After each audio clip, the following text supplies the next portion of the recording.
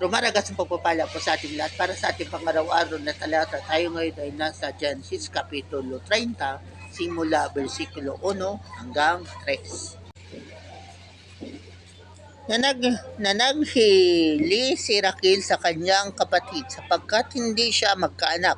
Sinabi niya kay Jacob, "Mamamatay ako kapag hindi pa tayo magkaanak." Nagalit si Jacob at sinabi kay Raquel, "Nasa akin ba yun? Hindi ko maaaring pangunahan ng Diyos. Siya at hindi ako ang pumipigil sa iyo upang hindi ka magkaanak. Kung gayon, sabi ni Raquel, sipingan mo ang alipin kong si Bilha upang magkaanak ako sa pamamagitan niya." So yun na nga po na naiinggit na si Rachel kay Leah dahil wala pa siyang anak. Si Leah meron na. So, nagreklamo siya sa kanyang asawa na si Jacob at nagalit si Jacob dahil sabi ni Jacob, hindi siya daw ang Diyos na nagbibigay ng anak.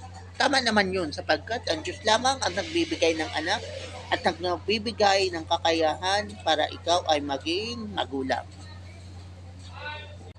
Kaya lang, ang nangyari dito, ang ginawa ni Rachel ay napakamali. Ang naging solusyon niya sa kanyang problema ay pinayagan niya si Jacob na magkaroon ng concubine. Ay